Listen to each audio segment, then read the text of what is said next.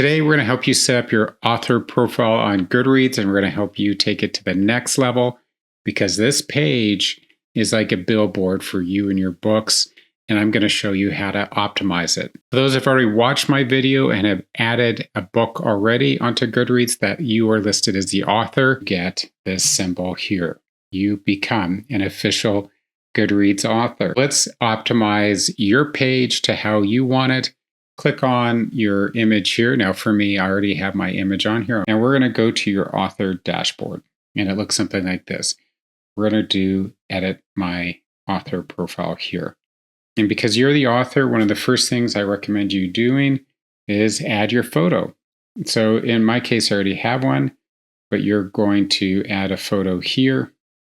You choose the file off your computer. Now, typically you should follow these specs, and if you do, your photo is going to look great.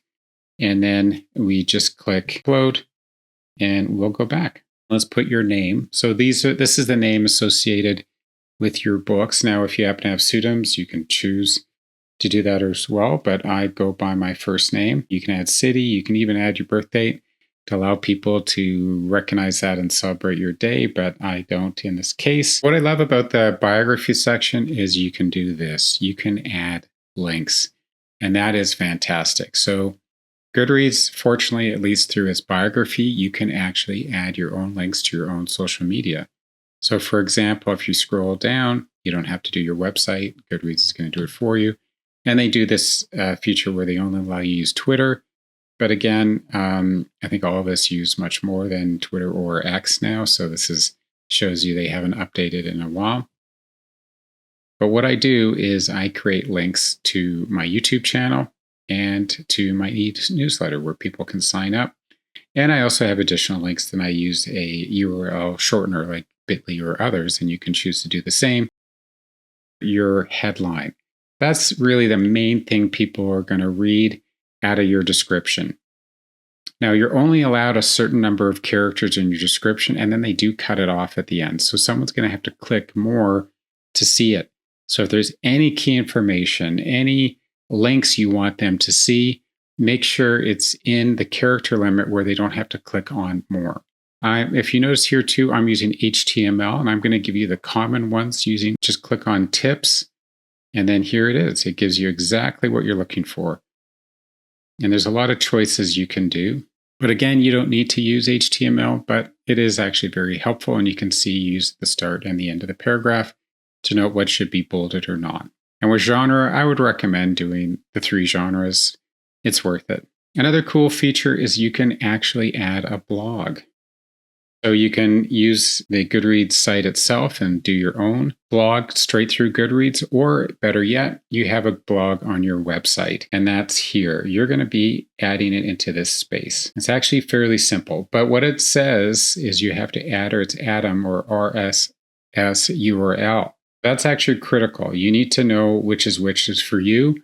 I have the most common versions here, and if you see on my side, I tap to use Squarespace. You have to use the specific !format equals RSS and make sure that's added. Click Save, and then you'll be able to see your profile.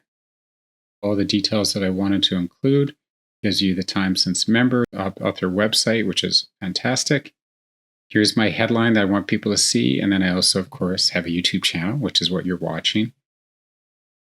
And then you can answer popular questions. I'll get to that in a second. But another neat feature here beyond is just adding your books and your blog here is you can add videos. So you just add the title, the URL link from YouTube, or if you have videos on other social media, you can link them. This is a fantastic way to do it, and I use it quite a bit. You can activate the Ask the Author, and I highly recommend you do so.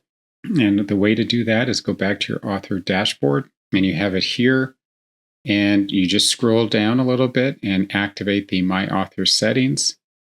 And you click on, and of course I can actually custom message this, or if viewers have asked questions, I can answer them directly and then click Post. Of course, you can also advertise your book through Goodreads and do giveaways. Now I have important information for you, whether it's good or bad, but we'll get that to another video. Another neat way that I use to engage with my readers is to use a general update out of my homepage. Now, everyone can do this. I find it pretty good if I'm actually having a sale or so on and so forth. I tell my readers through this general update page. But again, that's up to you. And I'm going to have a whole list of options for you how to interact with readers, but that's coming next. Here is your Goodreads author page. You've provided the details that you wanted your readers to see. They can go visit your website. They can actually go visit Amazon, like I have here, where I'm actually asking people to go check out my books. You can do that. That's fantastic. They go straight there and purchase it if they want.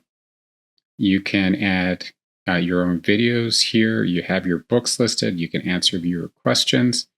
You have your blog that if you want to link back to your website, all the merrier. There's a lot of great ways you can interact with readers on Goodreads. I'm going to create a whole new video on how you do it, because there's some very good and bad etiquette in interacting with readers and reviewers on Goodreads. And these are critical information you need to know so you don't actually turn off your readers by being too aggressive. And we're going to get into all those details in my next video. So if you happen to like these videos, click like and subscribe. Happy writing.